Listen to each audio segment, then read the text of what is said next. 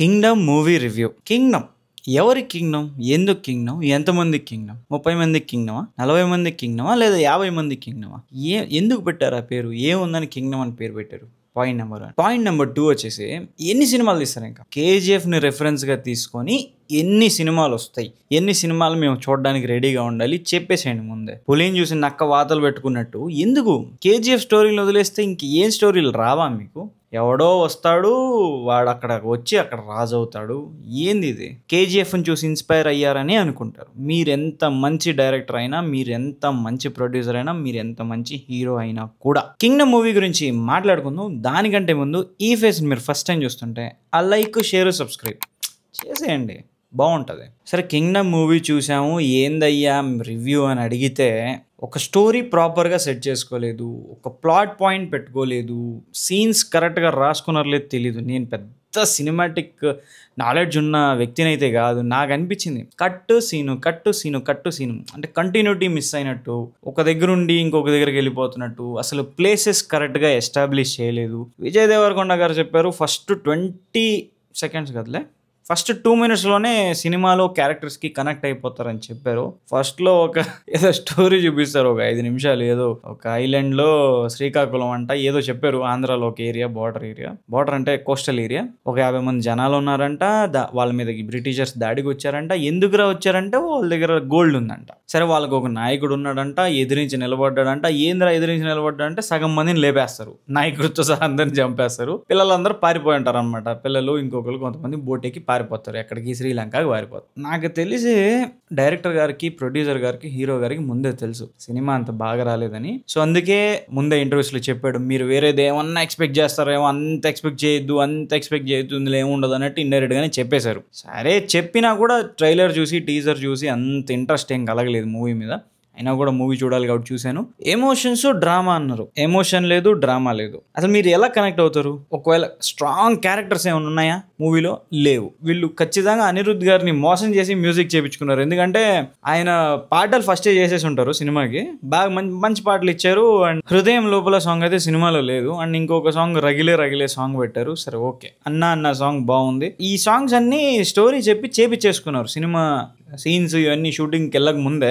And షూటింగ్కి వెళ్ళి అంతా ఫుటేజ్ తీసుకొని అనిరుద్ధ్ గారి దగ్గరికి వెళ్ళినప్పుడు ఫైనల్ కట్ తీసుకొని ఆయనకు అర్థమైపోయింది, ఓహో వీళ్ళు నన్ను మోసం చేశారు, నాకు చెప్పిన లెవెల్ స్టోరీ వేరే, ఇది స్టోరీ వేరే అని చెప్పి ఆయన కూడా లైట్ తీసుకొని లైట్గానే కొట్టాడు బ్యాక్గ్రౌండ్ మ్యూజిక్. అంత మంచి పాటలు ఉన్నాయి, ఆ పాటల్లో శాంపిల్స్ తీసుకొని బ్యాక్గ్రౌండ్ మ్యూజిక్ దంచేయచ్చు. అనిరుద్ధ్ గారు కేజీఎఫ్ మ్యూజికే నచ్చింది, ఆ కేజీఎఫ్ మ్యూజికే కావాలి ఆయనకి. ఆ కేజీఎఫ్ మ్యూజిక్ని తీసుకొచ్చి ఇటు మార్చి కొట్టేశాడు బ్యాక్గ్రౌండ్ మ్యూజిక్ అంతా. సో కాబట్టి అనిరుద్ధ్ గారు ఏమనుకున్నారు, మీరు నన్ను మోసం చేస్తారా, నేను ఎంత మోసం చేయగలను మిమ్మల్ని చూడండి అని చెప్పి చూపించారనమాట RRలో. హ్యాట్స్ ఆఫ్ అనిరుద్ధ్ గారు. స్టోరీ విషయానికి వస్తే ప్రాపర్గా ఒక స్టోరీ లేదు, గజిబిజిగా వెళ్తుంటుందా మూవీ చెప్పాలంటే.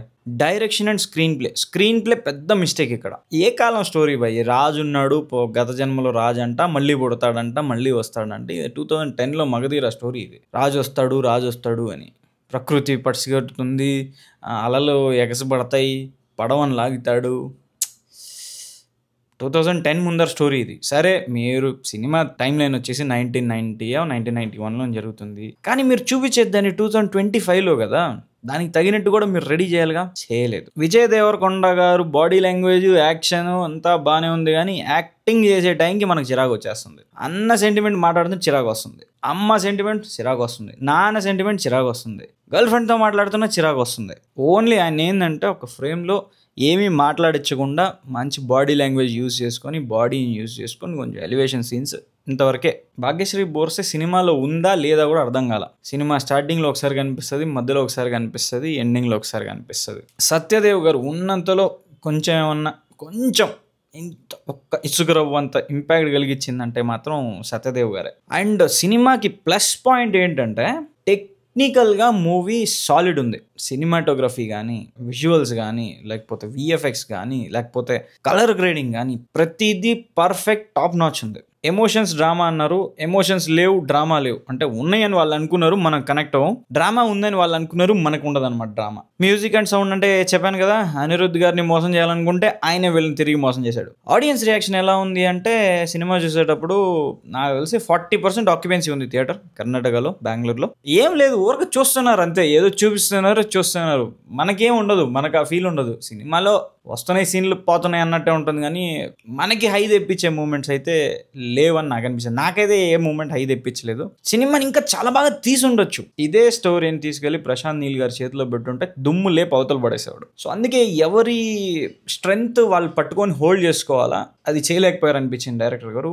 ఎంటర్టైన్మెంట్ వాల్యూ అంటే ఈ మూవీకి నాకైతే ఏం లేదనిపించింది. పాటలు అయితే బాగున్నాయి, ఉన్న పాటల్లో ఒక పాటను తీసేశారు, థియేటర్లో ప్లే చేయలేదు. తర్వాత మళ్ళీ ఏమైనా యాడ్ చేస్తారేమో, ఇది ఒక కొత్త గిమిక్స్ అయిపోయినాయి. ఫస్ట్ పాటలు తీసేసి లెంత్ ఎక్కువైపోయిందని చెప్పి మళ్ళీ లాస్ట్లో యాడ్ చేసి మళ్ళీ రెండోసారి సినిమా చూసేలాగా చేయడానికి ఇది ఒక కొత్త గిమిక్స్ అనమాట. ప్రొడ్యూసర్స్ అండ్ డైరెక్టర్స్ కలిసి చేస్తున్న గిమిక్లు అనమాట ఇవి. సో అదేం వర్కౌట్ అవ్వదు, మీరు పాట పెట్టినా పెట్టకపోయినా. ఉన్నంతలో ఒక ఇసుకంతా నాకు అనిపించింది ఏంటంటే సత్యదేవ్ గారే. విజయన్న కూడా ట్రై చేశాడు పాపం, యాక్టింగ్ చేద్దామన్న ప్రతిసారి ఇచ్చరాకు వస్తుంది మనకి. అంటే స్టోరీ మన మైండ్లోకి వచ్చి ఇలా వెళ్ళదనమాట, పైనుంచి వెళ్ళిపోయింది. నా పర్సనల్ ఒపీనియన్ అడిగితే నాకైతే మూవీ జస్ట్ యావరేజ్ అనిపించింది. ఆ యావరేజ్ కూడా నేనే స్టోరీకో దీనికో ఇవ్వట్లేదు. టెక్నికల్గా మూవీ సాలిడ్ ఉంది, అంటే స్క్రీన్ మీద బాగా చూడడానికి బాగా అనిపించింది. సో అందువల్ల యావరేజ్ మూవీ. అది కూడా లేకపోయి ఉంటే తీసుకెళ్లి చెత్తబుట్లో పడేసి ఉండొచ్చు. అంటే నేను ఇలా అన్నా, నేను నాగవంశీ గారు ఫీల్ అవుతారేమో, సారీ సార్. పని పాట లేని ఖాళీగా పడుండే బ్యాచ్ అందరూ వెళ్ళి చూడొచ్చు. పనులు ఏమైనా ఉంటే ఆపుకొని వెళ్ళి చూడాల్సిన అవసరం లేదు. ఇది ఫోక్స్ ఇవాళ మన వీడియో మీకు నచ్చిందని అనుకుంటున్నాను. వీడియో మీకు నచ్చితే లైక్ చేయండి, నచ్చకపోతే కామెంట్ చేయండి, సబ్స్క్రైబ్ మాత్రం ఖచ్చితంగా చేసుకోండి. Thank you.